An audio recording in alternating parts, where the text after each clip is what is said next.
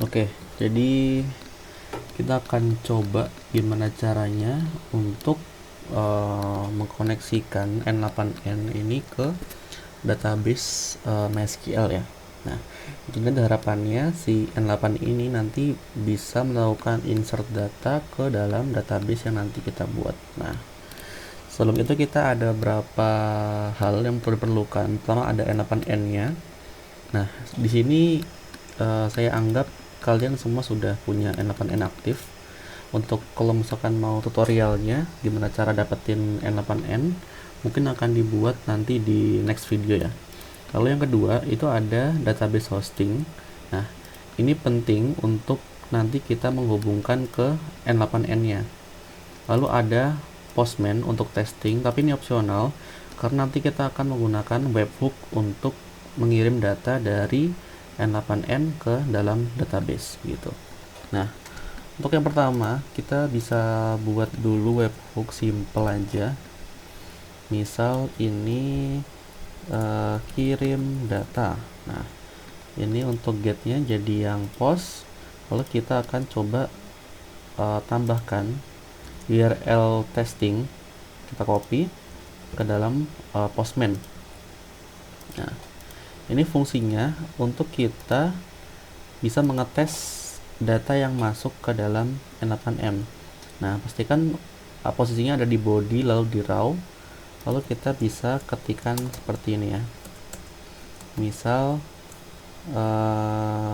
name ini user testing lalu koma password ini password 123. Nah, kita buat simple gini aja. Lalu kita tes listen. Nah, kemudian di Postman kita klik send. Nah, maka datanya akan masuk ke dalam webhook ya. Nah, selanjutnya gimana caranya agar data yang tadi kita masukkan ke sini itu bisa tersimpan ke dalam database. Nah, kita di sini perlu membuat terlebih dahulu MySQL. Nah, lalu kita gunakan insert row in table. Nah, karena kita belum punya kredensial, nah untuk step yang kedua kita perlu yang namanya database hosting. Nah, kalau saya pribadi untuk database hosting itu menggunakan nyanhosting.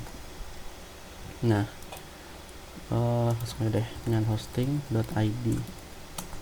Nah, kenapa beli di sini? Karena di sini untuk harganya sangat murah ya, jadi cuma 10.000 per bulan kalian sudah bisa membuat database MySQL menggunakan nyanhosting. Nah, untuk cara buatnya gimana? Kita pertama ke halaman nyanhosting dulu. Lalu kalau misalkan sudah punya akunnya, itu bisa langsung ke login cPanel. Nah, kita login ke cPanelnya dulu.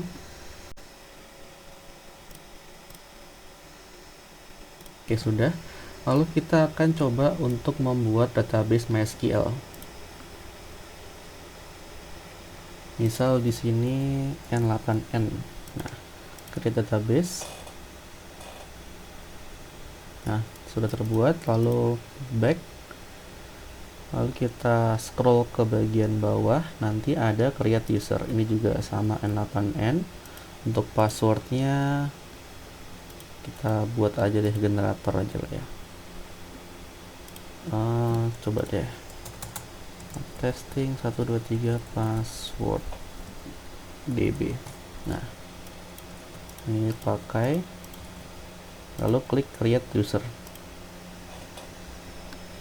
Nah, setelah itu kita harus tambahkan user database-nya ke dalam database. Jadi, nah, user N8N ke database N8N. Kita klik add. Nah, jangan lupa di checklist all privilege. Lalu make a change.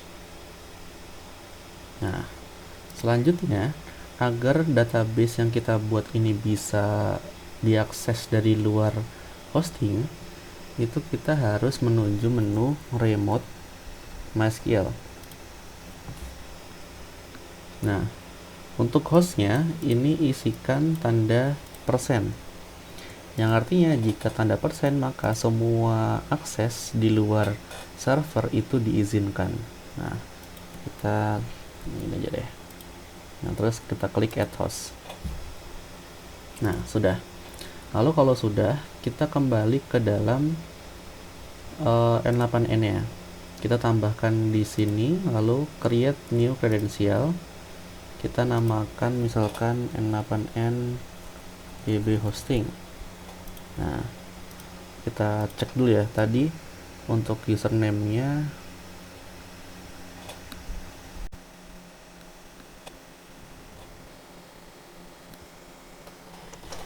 oke, untuk username-nya kita cek lagi di dalam database.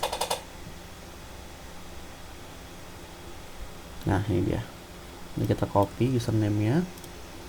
Untuk hostnya itu masukkan IP dari hostingnya.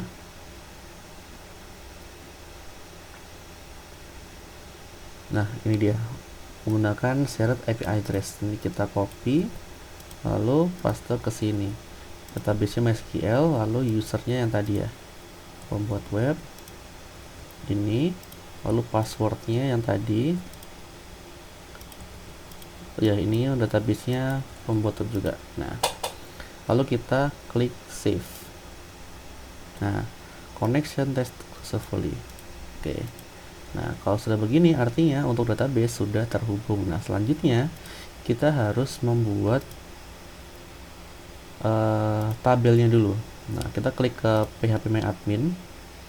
Lalu dalam phpMyAdmin itu kita coba buat tabel baru untuk user. Nah, caranya gimana? Caranya tinggal kita klik di sini. Nah, kita akan buat tabel namanya users, yang mana ada ID, username, password, dan create add.